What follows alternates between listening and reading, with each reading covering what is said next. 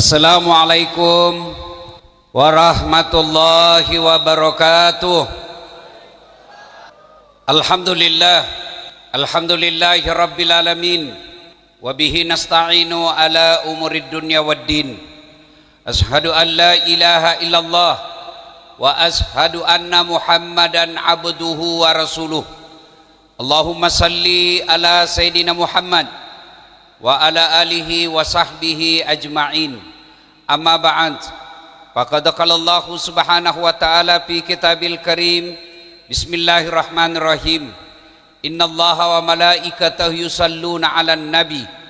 Ya ayyuhalladzina amanu sallu 'alaihi wa sallimu taslima. Sesungguhnya Allah dan para malaikatnya bersalawat kepada Rasulullah Muhammad sallallahu alaihi wasallam. Maka wahai orang-orang yang beriman, bersalawatlah kalian kepada Rasulullah dengan sebaik-baik salawat. Sadaqallahul adzim, maha benar Allah dengan segala firman-Nya. Bapak Ibu, saudara-saudara sekalian, teristimewa yang kita hormati, para tuan-tuan guru yang hadir di tempat ini, alim ulama teristimewa yang mengundang saya ke tempat ini, Ibu Haja Lisa, yang insya Allah dimuliakan dan dirahmati oleh Allah subhanahu wa ta'ala. Malam ini kita merayakan maulid. Tentu pahalanya beda-beda. Saya perkirakan yang paling banyak pahalanya itu yang ceker di sana. Nah, itu karena dia paling susah dengar ceramah. Yang paling sedikit amalnya yang di sini. Kalau bisa saya bersaran kepada panitia, bikin acara yang akan datang tidak usah ada pagar seperti ini. Saya kurang nyaman, seolah-olah kita ini ada pemisah. Padahal kita ini mau maulid. Beda kalau kita konser, ya mungkin ada yang niatnya mau panjat cium-cium artis. Kalau di sini tidak ada yang mau cium saya, kecuali ada di Makassar pernah, janda-janda 55 tahun umurnya. Selesai jabat tangan dia bilang, "Ustadz boleh kah cium?" Hah? Tidak boleh, haram. Dia bilang enggak nafsu ke Ustadz barakah, enggak boleh. Dalam hati saya, kalau gadis bolehlah sedikit. Ya kalau bisa lain kali ceramahnya enggak usah pakai besi-besi begini. Saya kurang nyaman rasanya karena seolah-olah ada pemisah di antara kita dengan jamaah yang hadir. Ibu bapak saudara-saudara sekalian, karena waktu sudah pukul 10, biasanya di Sulawesi ini saya sudah tidur kalau jam 10 sudah selesai acara. Inilah hebatnya Bubuhan Banjar. Boleh tahan dia ceramah biar sampai jam 3 malam. Alhamdulillah, ya. Kita tahu di poin. Saudara-saudara sekalian, Anda percaya enggak Nabi naik mobil zamannya? Percaya enggak Nabi naik Mercy? Enggak.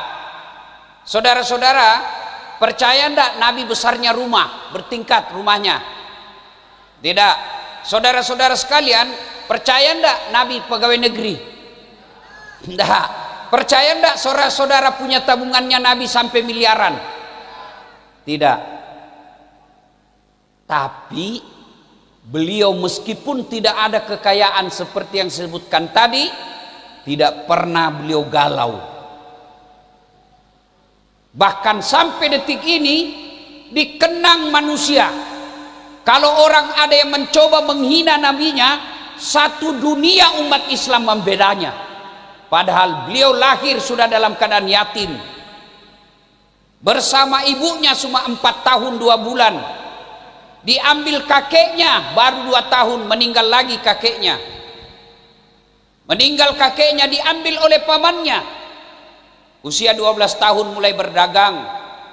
Dari Mekah ke Syam, yang sekarang Syria. Tidak naik mobil, tidak naik pesawat, tidak naik kereta, pakai onta.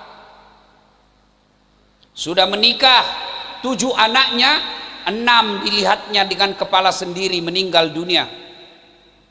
Setelah menikah 40 tahun diangkat menjadi nabi dan rasul, orang mulai membencinya. Yang tadinya masyarakat Mekah menyebutnya Al-Amin, yang terpercaya.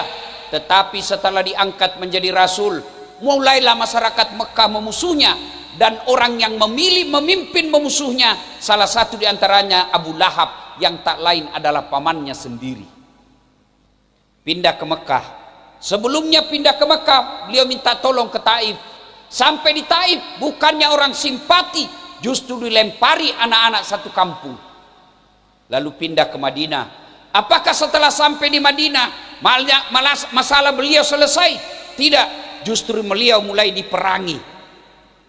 Nah, Nabi kesimpulannya hidupnya penuh dengan masalah. Berarti Nabi saja kekasih Allah yang tidak ada dosanya, yang ibadahnya kalau sholat tahajud sampai bengkak betisnya, yang tidak pernah bicaranya kasar, yang tidak pernah menyakiti tetangganya, yang tidak pernah menyukai perasaan jangankan istrinya kepada orang lain, dan musuhnya pun tidak pernah menyakitinya. Tapi hidupnya penuh masalah. Apalagi kita. Kira-kira ada ndak di sini yang tidak ada masalahnya? Kada ada. Siapa yang paling besar masalahnya di tempat ini? Siapa? Ibu Lisa. Paling besar masalahnya sekarang mau jadi wali kota. Semua kita punya masalah. Ini di depan saya. Muka-muka penuh masalah semua ini. Mana ada orang tidak ada masalahnya? Ini yang bicara Allah Karim. Setelah saya viral, masalah saya sekarang banyak janda-janda curhat. Ustadz, adakah doa-doa penenang jiwa? Saya balaslah WhatsAppnya, ini doa penenang jiwa, ibu baca tiap hari. Selesai lama-lama dia bilang, Ustadz, jiwa saya sudah tenang, tapi maukah Ustadz menjadi imam dalam hidupku? Saya bilang, mohon maaf, saya bukan imam, saya penceramah. Coba lihat dalam kehidupan sehari-hari. Waktu kita mahasiswa, apa masalahnya? Mau sarjana. Sudah sarjana, selesai masalahnya? Mau jadi pegawai negeri. Sudah pegawai negeri, selesai masalahnya? Enggak dong, mau jadi kepala bagian. Sudah kepala bagian, muncul masalah besar, mau jadi kepala dinas. Sudah kepala dinas, muncul lagi masalah paling besar, mau jadi sekda. Sudah jadi sekda, tambah masalahnya, mau jadi bupati. Sudah jadi bupati, selesai masalahnya, mau 2 periode. Sudah 2 periode, ditangkap KPK. Iya kan? Dalam rumah tangga, apa masalahnya? Belum menikah. Sudah menikah, selesai masalahnya, mau punya rumah. Sudah 2 cucunya tidak punya rumah. Ada rumahnya Ustadz, bahkan belum menikah sudah ada rumahnya. Apa masalahnya? Tidak ada anaknya. Ada rumahnya, ada anaknya. Apa masalahnya? Suaminya selingkuh. Suaminya setia. Apalagi masalahnya? Anaknya narkoba. Tak ada orang tak ada masalah, Pak. Nabi saja manusia mulia ada masalahnya. Bedanya, Nabi kalau ada masalahnya curhatnya kepada Allah. Kita ada masalah, curhat di medsos. Ya Allah, tolonglah hambamu ini. Sibuknya itu Tuhan mau baca medsosmu. Maka kita contoh Nabi pada Maulid kali ini. Nabi penuh masalah dalam hidupnya. Tapi Nabi begitu ada masalahnya, pertama dia benahi, baiki sholatnya. Di depan kita ada anggota dewan terpilih 2. Apa selesai masalahnya? Muncul masalah baru. Mana Pak Dokter? Satu lagi yang tadi, itu 2 masalahnya itu. Apa masalahnya? Tepati janjinya Pak. Kalau tidak, maka Bapak terancam al-munafikun. Masalah itu. Apa masalahmu kalian? Kembalikan uangnya yang orang kau ambil lalu kau tidak coblos. Iya kan? Semua kita punya masalah. Nah, kalau Nabi ada masalahnya, beliau pegang Quran. Ista'inu bis-sabri was-shalah. Sabar, perbaiki solatmu, saya yang selesaikan masalahmu. Itu janji Allah, bukan janji caleg. Tapi saya yakin yang hadir malam ini orang baik. Berapa anggota DPR di Banjarbaru? 30. Cuman dua buting yang hadir. Berarti orang baik ini beliau. Ya kan? Semua kita punya masalah. Maka saudara-saudaraku sabarataan, ulun ini kan Bugis, bubuhan Bugis. Kalau lihat ya, pandai juga bepender Banjar. Nah, saudara-saudara sekalian, begitu ada masalahmu, ilmu pertama pegang sabar. Ibu Lisa mau jadi wali kota, sabar temui masyarakat. Masyarakat sekarang banyak yang licik. Gampang ibu, saya ada majelis taklim, anggotanya 40 orang, gampang bu, gampang, tapi tolong belikan kami baju seragam. Sogok itu. Selama kau pakai baju seragammu itu, kau pakai sholat, kau pasti diabaikan sholatmu. Orang pergi sosialisasi, wane piro. Hati-hati. Ibu Lisa, sabar, jangan terlalu percaya kepada tim sukses. Siapa suruh kau undang saya? Tapi kita senang kalau ada calon pemimpin ngundang ustadz daripada ngundang artis. Campur-campur ustadz. Alhamdulillah, mudah-mudahan yang ibadah yang Allah pilih dengarkan doanya. Kalau kau undang artis, apa kau dapat? Alamat palsu, habis amalmu, kelihatan dadanya, kelihatan pahanya. Kada juga kau dikasih pegang, nah dikasih lihat-lihat saja begini. Tapi undang ulama, minimal kau dapat ilmunya, dapat amal jariah. Ya saudara-saudara sekalian, Ibu Lisa jangan terlalu percayakan tips sukses untuk menyapa rakyat. Datangi sendiri, resiko mau jadi pemimpin. Kalau perlu datang tiap rumah, kurangi tidur. Insya Allah kalau niatnya mau menjadi amar ma'ruf nahi mungkar, capeknya jadi pahala, kurang tidurnya jadi pahala, silaturahminya jadi pahala. Tapi kalau diserahkan semuanya tim sukses, aduh, dia yang sukses. Suruh bikin baleho 10, 3 aja dibikin 7 hilang. Kenapa kau tahu? Saya pernah lihat ya orang begitu. Sabar. Kalau tidak terpilih nih sedulur-sedulur saudaraku, 2014 ikut Pilwali Makassar, 10 pasang calon, kalah tidak, cuma yang menang lebih banyak suaranya. Ternyata Allah tahu, dasat kau tidak usah jadi pejabat, kau jadi ulama. Andai saja saya menang waktu itu, setengah mati saya hormat. Datang wali kota hormat, datang Kapolres siap komandan, datang Kapolda siap jenderal, datang gubernur siapa gubernur, datang Pak Presiden siapa presiden. Saya jadi ulama, mereka yang hormat sama saya.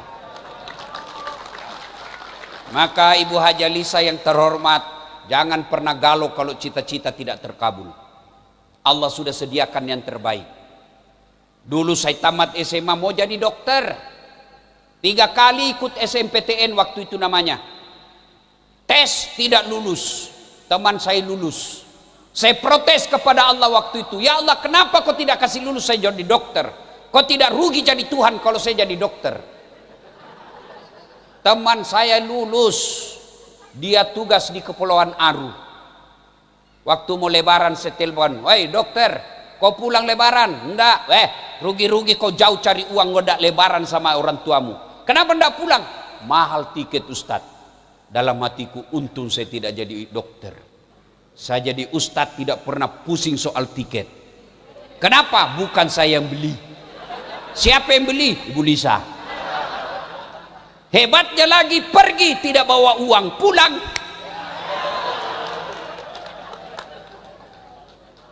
maka Pak Jaya sabar.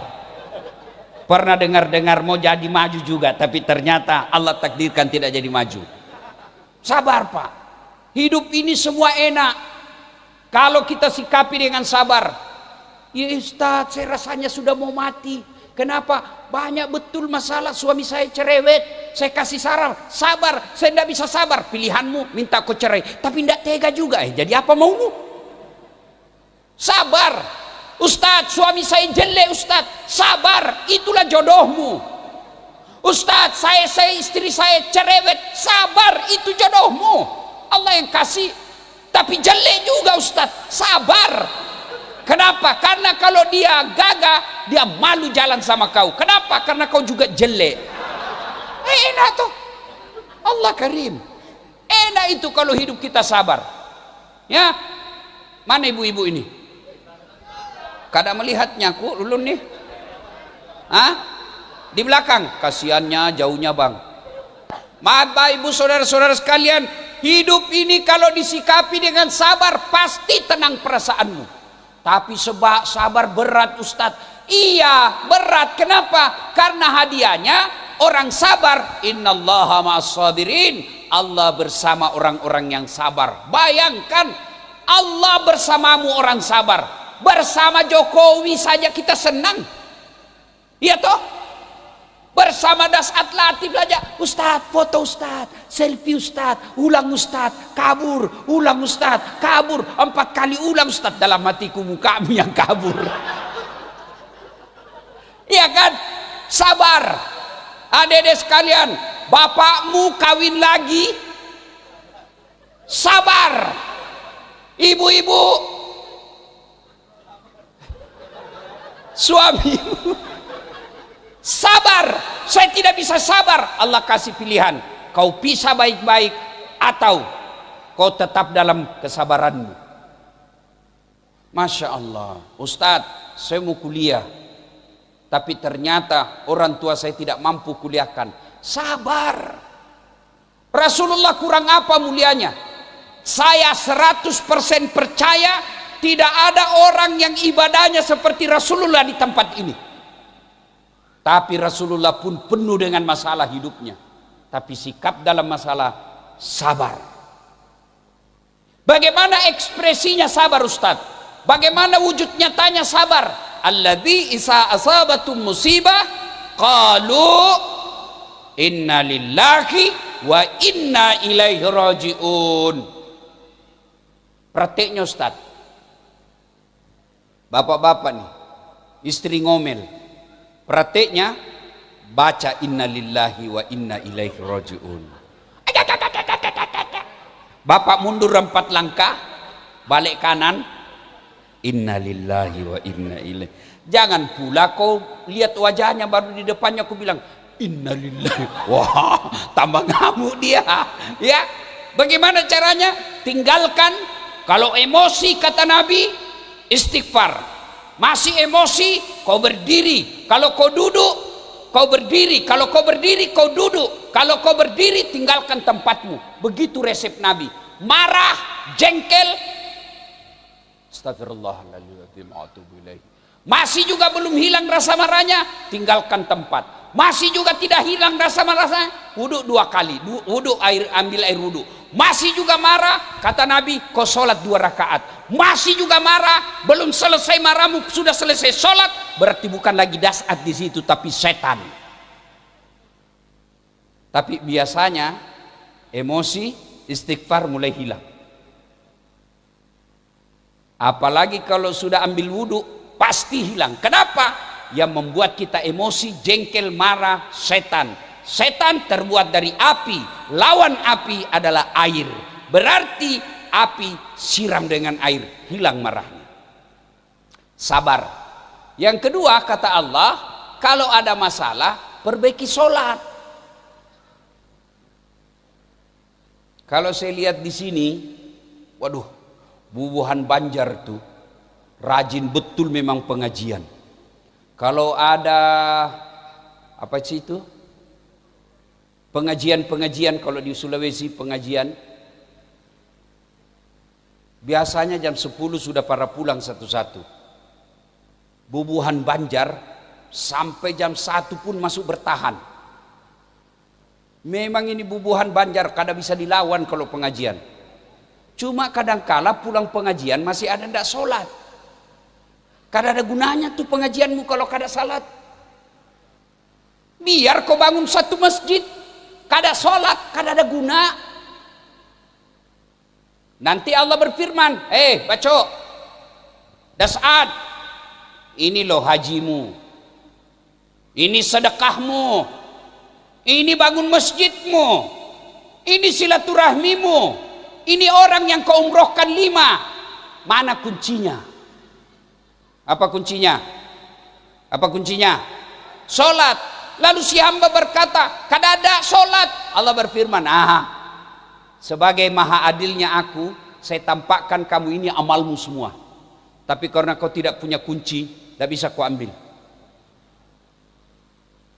Apa susahnya sholat? Jin pernah ketemu sama Nabi. Ya Muhammad, saya mau sampaikan siapa di antara kalian yang menjadi umat, menjadi sahabatku. Nauzubillah min zalik. Setan katakan, ya Nabi Muhammad, saya mau bocorkan soal siapa di antara umatmu yang menjadi CS saya, menjadi sahabat saya, karib saya. Kata Nabi, ini berita penting ini. Muhammad, ada 10 di antara umatmu jadi teman saya. Banyak juga. Siapa di antara mereka? Yang nomor satu, kata setan, al-mutahawil bis sholah, yang menganggap enteng sholat. Besok-besok Ibu Lisa ditakdirkan jadi pemimpin. Kalau mau ngangkat kepala dinas, Ibu, lihat sholatnya. Kalau kada sholat, jangan percaya Tuhannya aja ditipu. Cowok, ada yang masih bujang di sini? Kalau kau mau pilih istri, lihat sholatnya. Kalau dia tidak sholat, jangan percaya meskipun dia cantik. Cantiknya akan menjadi kesurupan kau nanti. Cewek-cewek, ada yang belum dapat jodoh di sini? Kau lihat sholatnya. Meskipun kerjanya tidak jelas, tapi sholatnya jelas, itu jodohmu yang baik. Daripada kerja tidak jelas sholatnya, itulah yang nanti yang buat kau sakit hati. Sholat, saya tidak masuk akal Pak kalau orang tidak sholat. Adik-adik sekalian, saya mau tanya, adik-adik ini di depan, boleh tidak puasa sambil nyanyi? Boleh tidak puasa sambil nyanyi? Jawab dulu, boleh tidak puasa sambil nyanyi? Boleh. Saya puasa sambil nyanyi. Begadang jangan begadang, kalau tiada artinya. Boleh tidak?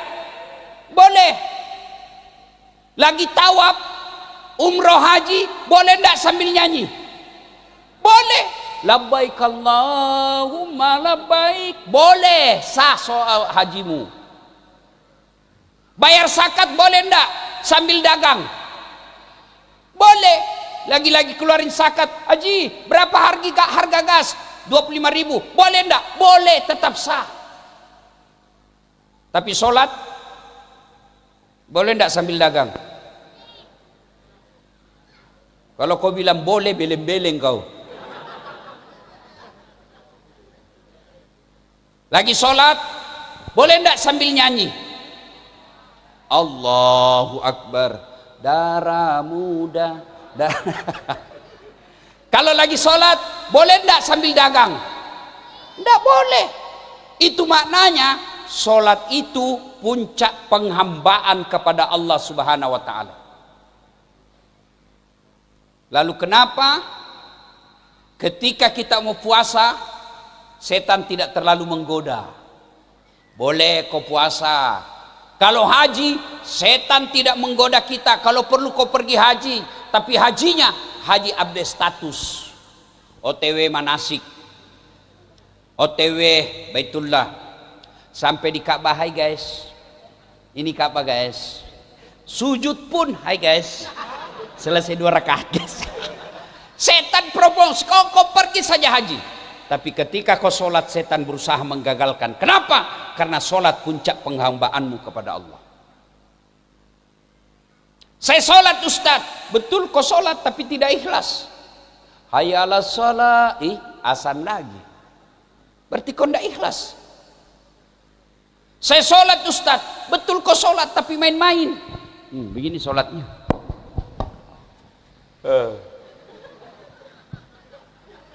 Bismillahirrahmanirrahim. Malik ya.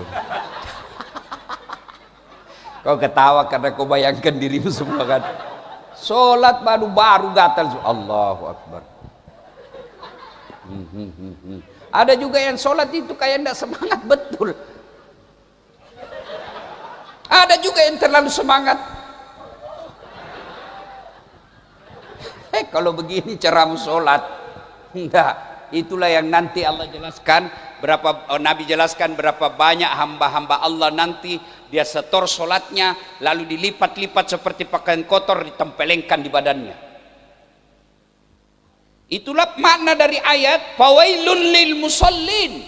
Maka celaka orang-orang yang sholat. Siapa? Mereka yang tidak perhatikan rukun-rukun dan tertibnya sholat.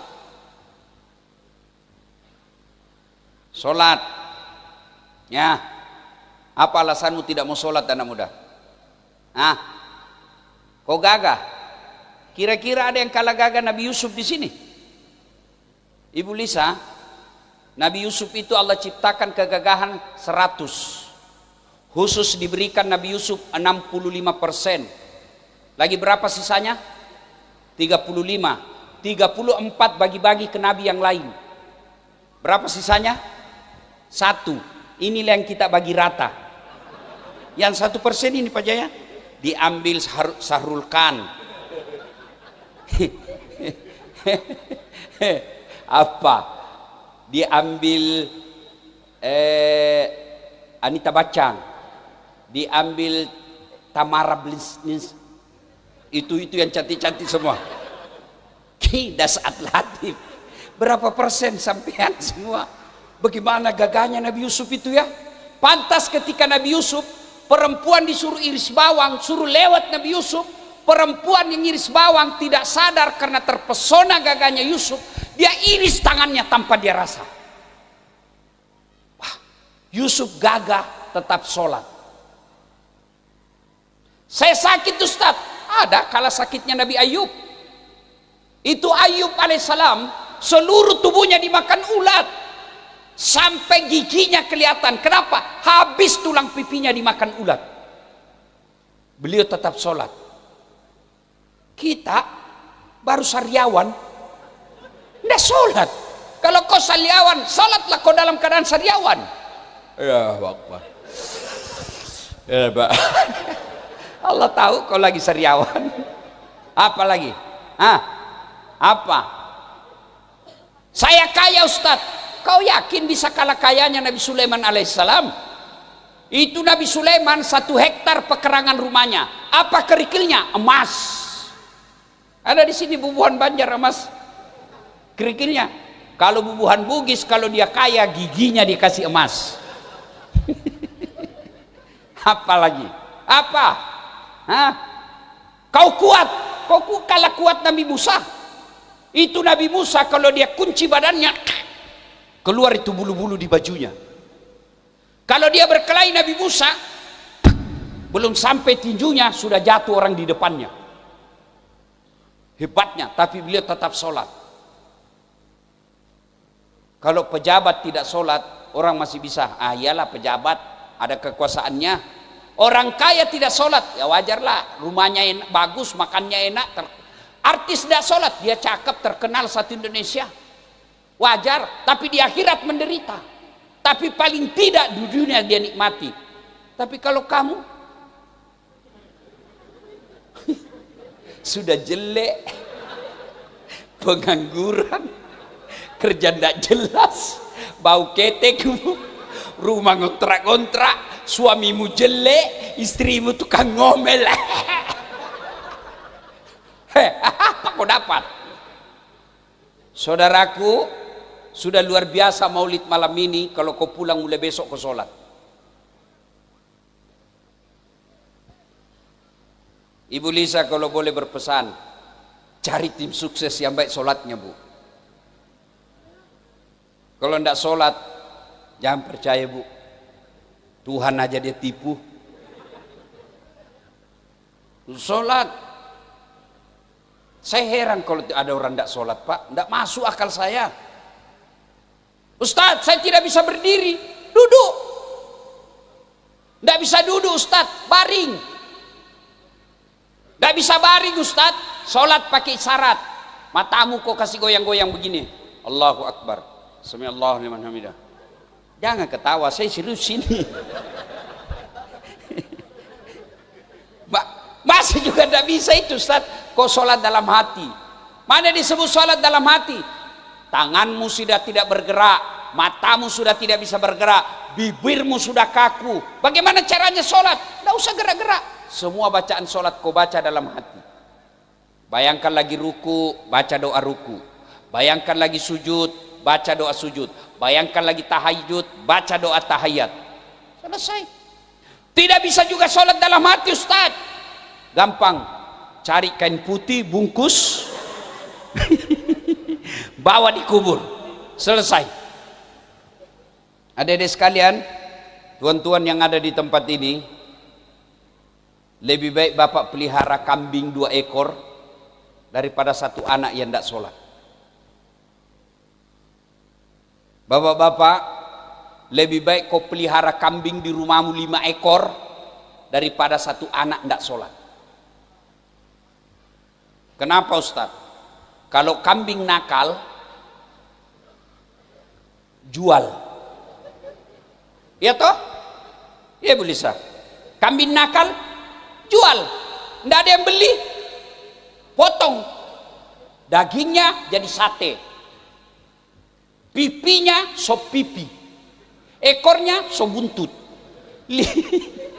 Lidahnya sop lidah. Kakinya sop kikil. Pelernya obat kuat. Itu bujur kalau bujur banar. Iya toh? Kalau anakmu, kau mau apa? Tidak sholat, kau mau apa? Hah? Siapa yang mau beli? Ayo. Hah? Kau mau potong? Siapa yang mau makan? Itulah makna lebih hina dari binatang. Sholat. Saudara-saudaraku, Nabi manusia paling mulia, tapi sholatnya alhamdulillah tidak pernah kita dengar terlambat sholat. 5 waktu tidak usah dihitung, beliau pasti tepat waktu dan sempurna. Tidak usah kita contoh khusyuknya Nabi. Kita mulai contoh Nabi dengan cara apa pada maulid ini? Sholatnya kita contoh, gerak-gerakannya saja dulu. Sudah itu alhamdulillah kita sholat, maka berikutnya kita contoh habis sholat berjamaah. Alhamdulillah saya kemana-mana di Kalsel sini, masjid-masjid penuh jamaah. Apalagi kalau subuh, penuh sampai di luar. Kada ada di dalam. Yang nggak ada di dalam, orang tua sudah pensiun, muka-muka sakaratil maut. Kenapa orang Islam banyak malas pergi ke masjid sholat? Rasulullah itu jamaah di masjid. Kalau kita cinta kepada Rasul, bawa pulang. 1 sabar, 2 sholat, 3 hidupkan salat jamaah. Kenapa orang malas berjamaah ke masjid? Karena dia tidak lihat pahalanya. Coba kalau Ibu Haja Lisa mengumumkan, siapa yang datang sholat subuh berjamaah akan dapat hadiah minyak 5 liter, beras 10 kilo, telur 1 rak. Saya yakin 4:30 sholat subuh, jam 10 malam sudah penuh masjid. Kenapa? Karena dia lihat pahalanya. Karena tidak dilihat pahalanya, jarang orang mau ke masjid. Padahal Nabi jelaskan, andai saja kau lihat itu pahala berjamaah, kamu akan datang ke masjid meskipun kau dalam keadaan merangkak. Yang kedua, saya ulang ya, kenapa orang malas ke masjid? Satu, dia tidak lihat pahalanya. Dua, dia tidak tahu pahalanya. Buka kitab Durratun Nasihin. Apa keutamaan berjamaah di masjid? Satu, kalau dia wudhu lalu ke masjid, kaki kanannya melangkah ke kaki Nabi, catat 1 pahala. Kaki kirinya melangkah, hapus dosa kecilnya. Berarti kalau rumah sampean pian sabartaan, rumahmu 200 meter, PP berapa meter? 400 meter. Kaki kanan 1 pahala, kaki kiri gugur dosa kecilmu. Berapa pahala kau dapat? Apalagi kalau kau jalan begini. Berapa pahala? Yang kedua, pahala berjamaah. Seluruh tanaman benda yang kamu lewati jadi saksi di akhirat nanti. Pasir, tanah, tegel, tembok, dinding, tumbuhan, semua akan jadi saksi. Dia akan berkata, ya Allah, jangan kau masukkan dia neraka, masukkan dia surga. Saya saksinya dia datang jamaah di masjid. Itulah sebabnya dianjurkan ketika Bapak pergi ke masjid, usahakan jalannya pergi beda dengan jalanmu pulang. Perginya sana, pulangnya dari sana. Itulah juga sebabnya dianjurkan ketika kalian berjamaah di masjid, ketika sholat sunnah 2 rakaat, mau ulang lagi pindah lagi, mau lagi sholat sunnah tahiyatul masjid selesai, mau sholat sunnah rawatib 2 rakaat, pindah lagi. Supaya apa? Tambah banyak saksimu di akhirat kelak. Apalagi keutamaan berjamaah di masjid. Kalau kamu basah, pergi ke masjid gerimis, baju yang basah itu akan melindungimu nanti dari api neraka. Jadi kalau hujan gerimis, jangan cemas, basah, maka itu bajumu yang basah akan lindungi kamu dari api neraka. Jangan juga salah paham. Selesai begini dengar ceramah, dia tunggu hujan keras, baru dia lepas payungnya. Itu beleng-beleng namanya itu. Apalagi keutamaan berjamaah di masjid, lipat 27 kali. Artinya apa? 1 kali sholat di masjid, 27 kali sholat di rumah baru sama. Apalagi keutamaan berjamaah di masjid. Berjamaah di masjid ada doa bersama. Mungkin kita susah berdoa, bahkan tidak tahu berdoa, tapi di dalam ada imam, ada habaib, ada guru-guru kita, ada ulama berdoa, mereka yang mimpin doa. Semua doa orang dalam masjid yang mengaminkan, semua Allah kabulkan doanya. Apalagi keutamaan berjamaah di masjid, ada silaturahmi. Yang tadinya kita malu pergi minta maaf sama tetangga, kita datang berjamaah. Begitu dia angkat takbir, kita sujud sampingnya. Selesai sholat, Bapak tunggui dia balik. Assalamualaikum warahmatullahi. Bapak tunggui. Begitu dia balik ke kiri, Bapak ke kanan. Assalamualaikum warahmatullahi. Tidak mungkin dia dorong kepalamu. Silaturahmi. Ketiga, saya ulang ya, penyebab orang malas ke masjid. 1, dia tidak lihat pahalanya. 2, tidak tahu pahalanya. 3, manajemen masjid tidak bagus. Apa yang dimaksud manajemen masjid tidak bagus? Ada masjid senang simpan saldo kas. Saldo kas 150 juta. Begitu kita mau kencing tidak ada air. Ini takmir masjid seperti ini, nanti kalau mati dia banyak pertanyaannya di akhirat. Kenapa kau simpan saldonya orang? Itu masjid kotor gara-gara kau tidak pakai uangnya orang. Kenapa kau simpan saldonya orang? Orang malas ke masjid karena karpetnya kau tidak ganti. Dengar ini yang takmir masjid. Saldo kas 170 juta. Begitu kita kencing tidak ada air. Kalau kencing masih bagus Pak. Tapi kalau yang kuning, saya pernah jadi korban. Masuklah saya karena buru-buru, tidak periksa air dulu. Begitu selesai, tidak ada air. Mati saya ini. Terpaksa keluar kita begini Pak. Siapa yang tanggung jawab? Takmir masjid, pengurus masjid. Apalagi yang saya katakan manajemen masjid tidak bagus. Ada juga masjid Pak, imamnya Saya ada masjid, Pak. Saya bikin di kampung saya dan di Makassar. Alhamdulillah sudah ada 3 masjid saya bikin. Dan pengelolaan profesional. Imamnya hafiz Quran 30 juz. Kemarin menang juara MTQ tingkat provinsi. 30 juz dia hafal. 3 lagi imam saya di masjid. Karpetnya tiap tahun kita ganti. Penceramanya Allah kirim. Profesional. Belum ceramah dikasih judul. Ini judulnya. Ini buku kau baca. Muadzinnya digaji khusus seperti pegawai negeri, tiap bulan digaji. Akhirnya apa? Orang senang ke masjid. Kenapa? Nyaman dia di masjid. Masjid saya kalau terlambat 30 menit sholat Jumat tidak dapat lagi tempat. Kalau Ramadan 30 malam berturut-turut penuh. Biasanya masjid lain 15 ke atas sudah tinggal 2 baris, penuh sampai habis. Kenapa? Manajemen masjid bagus. Ini bagaimana orang mau ke masjid? Yang azan orang tua sudah pensiun. Ayah Rasul. Kayak orang kecepit. Apalagi karpetnya sudah 7 lebaran tidak pernah diganti. Begitu kita sujud, semut. Mana ini kita mendarat? Penceramanya dari salam pertama sampai terakhir neraka terus dicerita. Kau bakal dibanting, ditusuk, dilipat, digunting leher. Dia bilang anak muda, enggak usah ke masjid bikin takut-takut. Dapat lagi Pak Imam. Sound sistemnya begitu kita takbir langsung storing.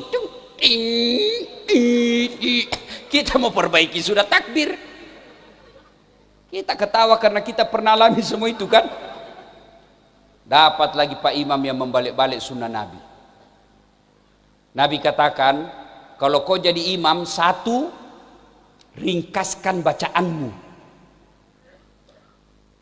Itulah sebabnya Pak Imam sebelum takbir disunnahkan balik dulu ke belakang. Ucapkan dulu, salat jami rahimakumullah, luruskan rapatkan saf. Tujuannya apa? Inspeksi pasukan, lihat itu pasukanmu. Kalau banyak orang tua jangan kau siksa mereka. Kalau remaja masjid yang para pendakwah, anda apa-apa panjang-panjang dikit. Tapi kalau orang yang sudah rematik, gendut, menyiksa orang tua. Lama betul, lawas banar. Belum selesai baca Pak Iman jatuh kepalanya. Belum selesai naik lagi kepalanya. Belum juga selesai, jatuh lagi balik kepalanya. Terlalu panjang.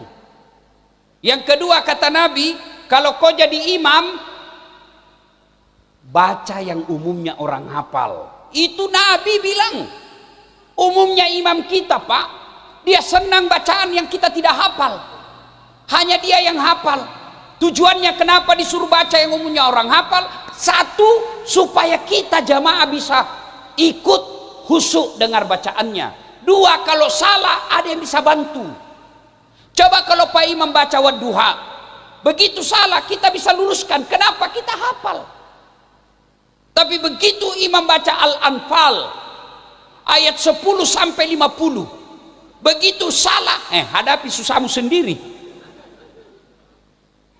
Yang kedua, kenapa disuruh orang umumnya orang hafal? Supaya kalau dia baca, kita bisa khusyuk ikut. Coba kalau imam baca duha, kita ikut. Kul huwallahu ahad, anak-anak ikut. Kul huwallahu ahad, Allahus samad. Dia hafal. Tapi begitu imam membaca Al-Anfal ayat 7 sampai 50, dia khusyuk dengan bacaannya, kita khusyuk dengan hayalan. Kita mau ikut tidak dia hafal. Kita mau ruku belum selesai. Terpaksa kreatiflah mata kita. Kita bacalah di dinding keadaan keuangan masjid. Saldo kas, pengeluaran, bayar listrik, dibaca semua. Belum selesai juga Pak Imam, dibaca lagi kalender Persatuan Guru Republik Indonesia. Belum juga selesai, dibaca lagi bajunya orang. Nomor urut 2 calon bupati, dibaca semua Pak. Siapa yang salah? Siapa yang salah? Imam. Kalau imam salah, kita bisa luruskan kalau kita hafal. Coba ini contoh. Tidak tahu cerita ini benar atau tidak. Ada anak muda hafal Quran, balik kampung disuruh jadi imam. Imam melakauna. Dia baca yang hanya dia yang hafal. Begitu lagi asiknya dia baca hafalannya, tiba-tiba ada cicak jatuh dekat telinganya. Stres. Namanya orang stres, galau, hilang hafalannya. Apa sambungannya ini? Dia nggak bisa betul dia sambung. Dia lupa betul sambungannya. Tiba-tiba ini imam dia bilang, tolong bantu di belakang. Dia bilang di belakang juga, saya juga tidak tahu. Tiba-tiba ada anak muda berteriak dari belakang sekali bilang, sudah kalau begitu Allahu Akbar. Siapa yang salah? Siapa salah? Imam. Ini waktu saya kecil di kampung, ini kisah nyata. Imam lagi sujud. Wih, lawas banar. Etapa karo sujudna. Lamanya sujud. Ada kawan saya ndak tahan, ndak biasa diangkat kepalanya. Dia teriak, wih, hilang imam. Ternyata dia ditunggu keluar dari pintu depan imam. Kacau sholat. Selesai sholat ditanya, Pak Imam, kenapa kau tinggalkan jamaah? Dia bilang, saya kentut nak. Lain kali Pak Imam, kalau kau kentut kasih bangun dulu kita supaya kau dilihat keluar. Dia bilang, sengaja nak, saya malu kau lihat. Siapa salah? Siapa salah? Imam. Itulah sebabnya dalam fikih sholat jamaah, siapa saja boleh jadi makmum.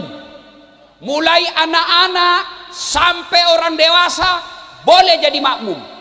Mulai orang bodoh sampai yang paling alim boleh jadi makmum. Tapi jadi imam tidak boleh. Kenapa? Karena kalau batal imam, salah imam, kacau sapmu. 27 November Banjarbaru pilih imam. Namanya wali kota. Hati-hati. Kalau kau salah milih imam, kacau sap. Jangan kau pilih imam hanya karena sekampung semata. Jangan pilih imam karena satu partai semata. Tapi pilihlah yang betul-betul kamu yakini bisa mensejahterakan masyarakat Banjarbaru. Dan jadi makmum juga ada aturannya. Kalau kau jadi imam, makmum ada aturannya. Satu, kata Nabi, kalau kau jadi makmum, pergi ke masjid, pakai parfum, sikat gigi. Kenapa sikat gigi dan parfum? Sikat gigi, parfum tidak sampai kepada Allah. Apa pesannya? Kamu jangan ganggu orang di sampingmu. Ada orang sholat Pak, kayak dia paling alim dalam masjid. Mulai dari takbir dia sudah ganggu kita. Kayak dia paling alim.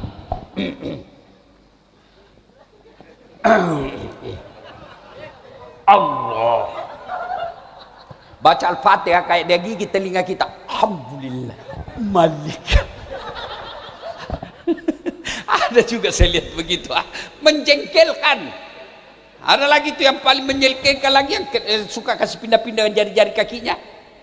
Kita kasih pindah, dikasih pindah lagi. kasih pindah lagi. Sampai suatu ketika saya terjepit. Saya kasih pindah, masuk. Nggak bisa lagi saya. Masih dia dorong. Selesai sholat dia bilang, kenapa diinjak kakiku? Kau ganggu saya. Kenapa kasih rapat jari-jarimu? Supaya sap ini rapat Ustaz. Saya bilang, Dek, sini. Kalau kau mau rapat sapmu bukan jari-jari kaki yang dibersentuhkan. Apa? Pundak. Ini. Kalau jari-jari kakimu kau rapatkan, jari-jarimu rapat tapi sapmu longgar. Kau rukulah begini. Maka jadi makmum ada aturannya. Jangan ganggu orang. Itu maknanya jangan kau ganggu tetanggamu. Dalam arti pilkada, jangan kau ganggu orang yang beda pilihan sama kamu. Boleh beda pilihan tapi hargai orang yang berbeda dengan kamu. Jangan sampai berpecah belah. Kita sama-sama Banjarbaru, beda pilihan boleh halal tapi jangan berpecah belah. Masih ingat pemilu 2019?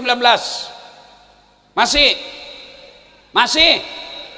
Siapa yang bertanding?